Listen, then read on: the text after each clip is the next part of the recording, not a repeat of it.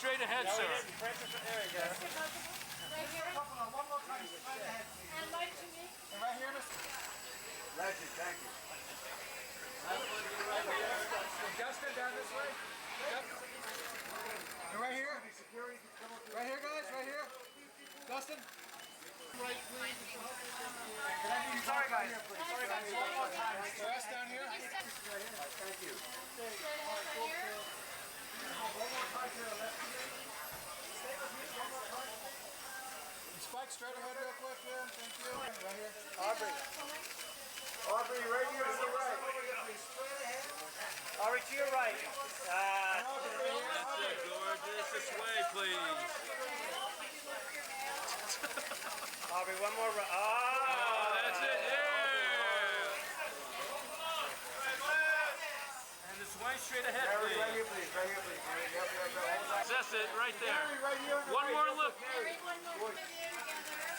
Francis, right here. Francis, right here. Straight ahead, please. Two shot, guys, together. Three shot. This way, yes. Chloe.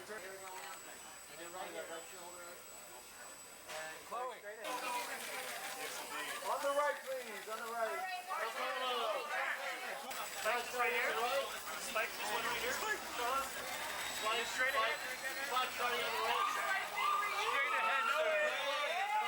One more time on the right, Natalie. One more time on the right. And Nathalie to the left, please. Straight ahead.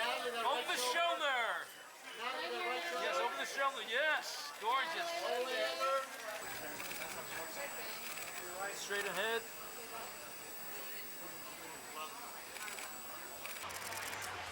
Thank you.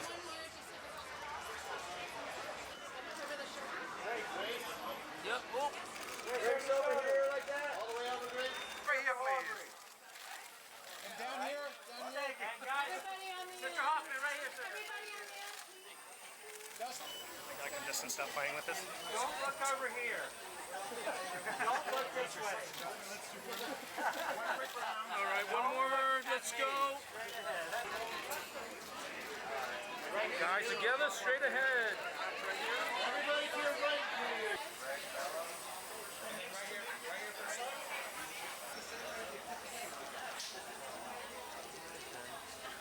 Ladies, you saw me right? Yeah, right here, please. Hold that. Right here, please. And ladies, on the right, all the way. I've been very lucky to work with Francis, Godfather too. So I remember Francis. I was aware of it at least 30, maybe 35 years ago, maybe even longer. He was always talking about it. And then I went to, we had a reading somewhere in a studio in Brooklyn, not a studio, but a loft studio type thing, with Paul Newman and Uma Thurman, and I'm forgetting who else. But so he was working on it for a long time. I forget then how it changed from what I just saw today. Excuse me.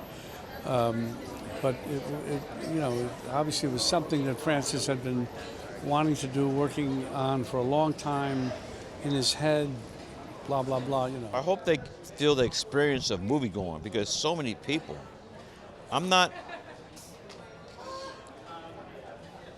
watching movies on this. Look, all right, I'm old, but there's nothing replaces your widescreen TV in the basement ain't gonna replace seeing this film in IMAX.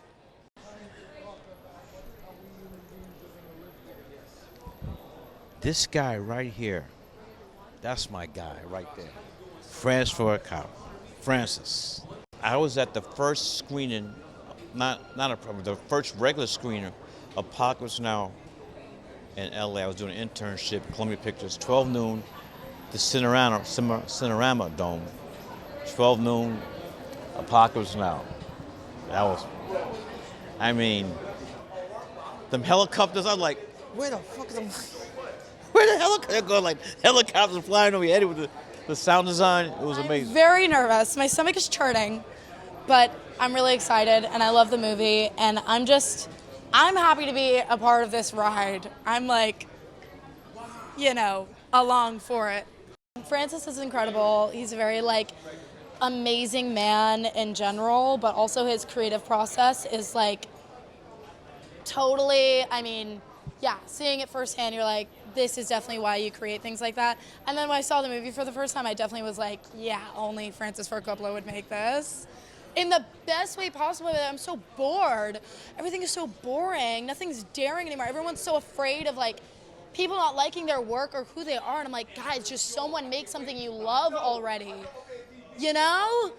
I've thought this many times. I'm not sure if it was intentional, but it is very, you know, applicable to right now, almost jarringly. Like it's almost like so obvious. I don't know if that was intentional though. I think that change is scary in general, especially in a time where we need stability more than ever. And it's kind of like that fork in the, like that circle of a question where it's like we need change, but also we need everything to stand still. And that was really the controversy in this film, was like destruction is needed for rebirth. And like, where does that lie? And like, how will we deal with that? Special for me. I did a reading with Francis probably about 37 years ago around a table of actors, and I wondered what this film was. It had so much to say about a time that has come upon us. The film is really a film for its time. It means so much more to me today than it did 37 years ago when we read it, and it is a brilliant movie about the future. I play Mayor Cicero, who is steeped in an old way of thinking. He's a mayor who's come up through the blood and sweat of his political career, and he is a bit corrupt and has old ideas and not open to the new. His daughter falls in love with Caesar, who is a new industrialist builder with new ideas, a man who can stop time, who, as a mayor of a city, feels like this man has preposterous ideas. And through the journey of this movie, Mayor Cicero, makes a transformation to understand and how he can start to accept a new world. The great debate is that we have failed to be able to agree to disagree. We've failed to be able to come together, bringing your ideas, which I may not completely understand, and my ideas, which you don't want, together to form a better idea. And this is the problem with American politics today. The film really exemplifies much of the ideas that we want to move forward and get beyond. What are we doing here? We're experimenting. What do you want? Well, I'm finding out what I want on this day. Other days you come in, he's texting me at 4 o'clock in the morning, 5 o'clock, 6 o'clock in the morning with an idea that spurns a thought. So by the time I get to the set, I have something new to offer that both of us didn't expect. He's a wonderful filmmaker and a wonderful storyteller, and you should see this movie in IMAX right away. Kind of in New Rome, if you think about it. New Rome definitely had a lot of New York influences, so it's really exciting to get to celebrate it here in the Big Apple, the big Roman apple. I play Claudia Pulcher, and she has these two rebellious sisters. They were around here. And we're sort of like trust fund bad kids, and we're bad influences on Nathalie. The movie opens with the big, you see in the trailer, there's a horse, we're riding a horse and we're kissing, and it's very Roman and crazy, and then she kind of has to struggle if she's going to be loyal to us bad girls or, evolve and grow. It's super surreal. I've looked up to him my whole life, and how kind, and he's a true artist, and I think that they're a dying breed of somebody who's not caught up with the studio system and just has a vision and wants to make it. And he let us be artists, and you're also with some of the greatest living actors of all time. It's insane. I hope that it inspires people to take risks and to have your voice and just make the art you want to make. I think that the industry's gone through so many changes, and I even deal with this on SNL. It's like there's so many rules and like a playbook we all think we have to play, but Francis and this movie is just make what you want to make, and there's an audience. Is a very unconventional director, and he shoots in a very unconventional way. His process is very unconventional. His casting is very unconventional. Like, at no point was I expecting this to be a run-of-the-mill usual experience, and that was definitely demonstrated in the process of shooting it. I mean, we came to work and we just didn't know what was going to happen. Francis is very kind of experimental. Sometimes we'd be very, very particular, and then other days it was like we're playing a game. and now it's in the movie. Like it was very, it sort of the movie kind of discovered itself at times, and so it was like an experience I'd never had before, and we'll probably never have again. So I'm very grateful for that. I think what this teaches us a lot about humanity and society is that we often fall into the same habits and mistakes, and that age-old saying of like history repeats itself, but it will express itself in different ways, and there's always going to be aspects that will feel familiar, but I think this movie is particularly timely because we're at a point where we're talking about things like the future of our planet, the future of society, who do we want to be, and some of these, especially now, like I feel like the world at times feels like it's in such a sort of like damning place. Like it feels like so hard at times, and I'm sort of like, I don't understand these things, and like who do we need to be, what choices do we need to make things better, and I feel like this movie just really speaks to that at this time. I always feel that it's a very small percentage of people. It doesn't matter where you are, whether I'm from the UK, obviously. There's a very small percentage of people who are making decisions for the masses, and that really shouldn't. I personally don't think that should be the case, but this is why we have our vote, and we get to vote. We're lucky to live in democracies where we get to have our say, and we get to impact change. And so, I wish that people felt much more empowered to do so.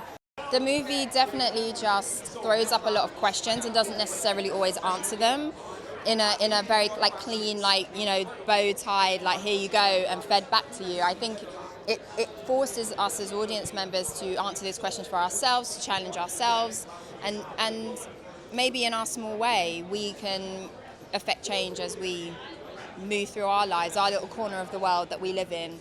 What things can we do differently? And I felt when I finished the film the first time, I was like, wow, I feel really optimistic, and I hope young people will watch it and feel that way too.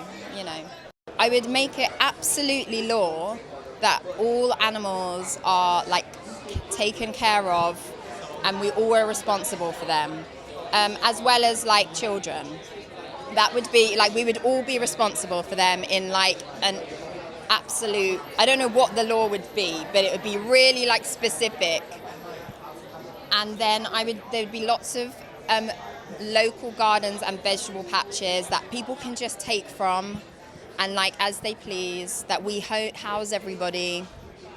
And I'd like some bedazzling somewhere, just to be cute. Dream come true, he's a legendary filmmaker, and the fact that he wanted me to, play this part was really insane. So, I tried to soak up every minute, and really just let it all wash over me. I think we're in a very interesting time, in terms of the decline of humanity. So I think it's a good time for this kind of message, what can save the world? There's Bob. Yeah. That's Bobby. De Niro. Back in New York, where I was originally from, and it's in a big show place in New York at an IMAX theater, so it's a thrill. When you make a movie that's unusual and has never quite been made before, the movie tends to make itself, and it makes itself through the collaborators, through the actors. All of you are asking, well, let's do more of that. No, let's do more of that. And little by little, it makes itself. He says we need a debate about the future, and we want everyone in the world to take part of that debate, and that's what this film is saying, and that's what it's trying to do. I was working on really just understanding what kind of style I might have, and before I came to the idea to want to do a Roman epic with America as modern-day Rome.